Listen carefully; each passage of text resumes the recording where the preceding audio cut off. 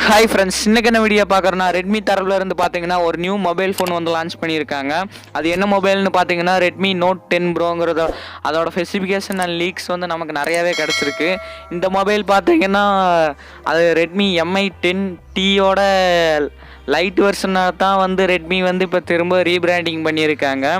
Redmi note 10 bro அப்படிங்கிறத வந்து மாற்றிருக்காங்க. 10T லைட்டை ரீபிராண்டிங் பண்ணி இவங்க வந்து லான்ச் பண்ண போகிறாங்க ரெட்மி. இந்த மொபைல் பார்த்தீங்கன்னா ரெட்மி நோட் 10 ப்ரோ அப்படின்னு ரெண்டு இதாக வந்து பிரிச்சுருக்காங்க.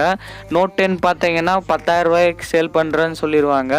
அப்புறம் பார்த்தீங்கன்னா உங்களுக்கு நோட் 10 ப்ரோ பார்த்தீங்கன்னா ஒரு 15,000க்கு சேல் பண்ணுவாங்க. 15,000லேருந்து 20,000 வரைக்கும். இது பார்த்தீங்கன்னா அக்டோபர் எண்டு இல்லைன்னா நவம்பர் ஸ்டார்டிங்கில் வந்து எப்போ வேணால் லான்ச் ஆகுன்னு ரெட்மி தரப்புலேருந்து சொல்லியிருக்காங்க. ஃபஸ்ட்டு ரெட்மி 10ல் பார்த்தீங்கன்னா உங்களுக்கு டிஸ்பிளேன்னு பார்த்தீங்கன்னா பஞ்ச் ஹோல் டிஸ்பிளே கொடுத்துருக்காங்க. அப்புறம் IPS LCD பேனல் யூஸ் பண்ணியிருக்காங்க. அப்புறம் ஒரு 48 MP இது கொடுத்துருக்காங்க கேமரா. அப்புறம் பார்த்தீங்கன்னா உங்களுக்கு மீடியாடெக்கோட டைமென்சிட்டி 720 ப்ராசஸர் கொடுத்துருக்காங்க. இது பார்த்தீங்கன்னா ஒரு 5G ப்ராசஸர்னே சொல்லியிருக்காங்க. பொதுவாக ரெட்மி பார்த்தீங்கன்னா மீடியாடெக்கெல்லாம் யூஸ் பண்ணுறது கிடையாது. ஆனால் இந்த மொபைலில் பார்த்தீங்கன்னா யூஸ் பண்ணியிருக்காங்க. நல்லாவே இருக்குதுன்னு சொல்லலாம் கேமிங் பர்ஃபார்மன்ஸ்க்கெலாம். அப்புறம் பார்த்தீங்கன்னா இது ரெட்மி நோட் 10 ப்ரோவோட ஸ்பெசிஃபிகேஷன் தான் நமக்கு வந்து கிடச்சிருக்கு. ஏன்னு பார்த்தீங்கன்னா நோட் 10 ப்ரோவோடது தான் வந்து MI 10T லைட்டு வந்து ரீபிராண்டிங் பண்ணது.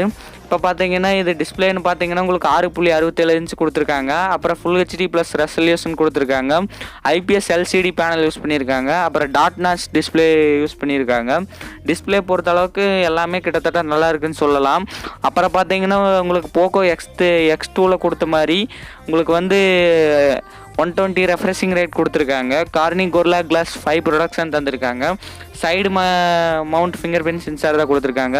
20:9 ஆஸ்பெக்ட் ரேஷியோ கொடுத்துருக்காங்க. அப்புறம் பார்த்தீங்கன்னா உங்களுக்கு ஒரு 3 கலர் வேரியண்ட்டில் கொடுத்துருக்காங்க. பிளாக்கு, ப்ளூ, க்ரீனு, ரோஸ் அப்படிங்கிற ஒரு கலர் புதுசாக கொண்டு வந்திருக்காங்க.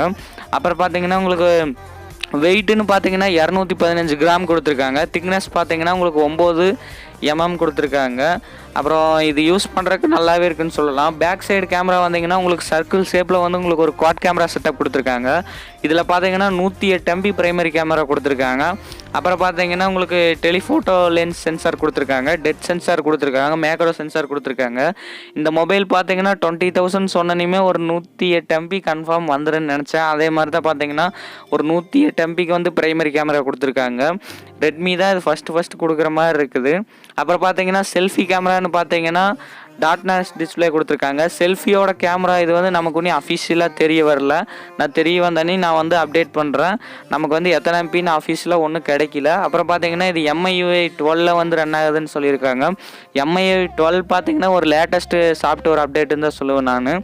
அப்புறம் பார்த்தீங்கன்னா இதில் ஆண்ட்ராய்டுன்னு பார்த்தீங்கன்னா அவுட் ஆஃப் பாக்ஸ் ஆண்ட்ராய்டு 10ல் வந்து உங்களுக்கு கிடைக்குதுன்னு சொல்கிறாங்க. ஆனால் பார்த்தா இந்த மொபைல் லான்ச் ஆகிறது பார்த்தாங்கன்னா உங்களுக்கு ஒரு நவம்பர் மாதத்தில் தான் லான்ச் ஆகும். எப்படி இருந்தாலும் பார்த்தீங்கன்னா அக்டோபரில் பார்த்தீங்கன்னா ஆண்ட்ராய்டு லெவல் வந்து லான்ச் பண்ணுறதா நிறைய அப்டேட்ஸ் எல்லாம் வந்துட்டுருக்கு. இந்த மொபைல் கூடிய சீக்கிரமே ஆண்ட்ராய்டு லெவலில் வரக்கும் நிறையாவே சான்ஸ் இருக்குதுன்னு சொல்ல முடியுது. அப்புறம் பார்த்தீங்கன்னா அதோட ப்ராசர்னு பார்த்தீங்கன்னா குவால்காம் ஸ்னாப்ட்ராகன் 750G அது கொடுத்துருக்காங்க. இது ஒரு 5G ப்ராசஸர் தான். ப்ராசஸர் பொறுத்தளவுக்கு எந்த ஒரு இதுவுமே இல்லை. இந்த ப்ராசஸரில் ஒரு லேட்டஸ்ட் ப்ராசஸர் தான் சொல்ல முடியுது.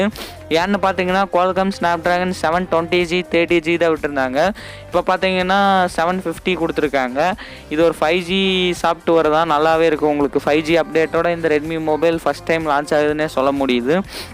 அப்புறம் இதோட பேட்ரின்னு பார்த்தீங்கன்னா உங்களுக்கு ஒரு 4820 mAh கொடுத்துருக்காங்க. இதை வந்து ஃபுல் சார்ஜ் பண்ணுறதுக்கு 33 வாட் ஃபாஸ்ட் சார்ஜிங் சப்போர்ட் கொடுத்துருக்காங்க. டைப் சி போர்ட் யூஸ் பண்ணியிருக்காங்க. இது பார்த்தீங்கன்னா 4800 mAh மட்டும் வராது. கிட்டத்தட்ட 5000 வரைக்கும் நிறையாவே சான்ஸ் இருக்குது 5000 mAhக்கு. அப்புறம் பார்த்தீங்கன்னா இதில் ஒரு 3 வேரியண்ட் லான்ச் பண்ணுறாங்க. 6GB RAM 64GB ரோம் பார்த்தீங்கன்னா உங்களுக்கு 15,000க்கும், 6GB RAM 128GB பார்த்தீங்கன்னா 17,000க்கு லான்ச் பண்ணுவாங்க. இது 8GB RAM 128GB பார்த்தீங்கன்னா 20,000க்கு லான்ச் பண்ணுறதுக்கு நிறைய சான்ஸ் இருக்குது. அதே மாதிரி லான்ச் சொன்ன மாதிரி அக்டோபர் எண்டில் லான்ச் பண்ணலாம், இல்லை நவம்பர் ஸ்டார்டிங்கில் எப்போ வேணால் லான்ச் பண்ணுவாங்க. இந்த மொபைல் வந்து உங்களுக்கு பிடிச்சிருக்குன்னு நினைக்கிறேன். இந்த மொபைல் யார் வாங்குவீங்கன்னு கீழே கமெண்ட் செக்ஷனில் கமெண்ட் பண்ணுங்கள். சப்ஸ்கிரைப் பண்ணி பக்கத்தில் இருக்க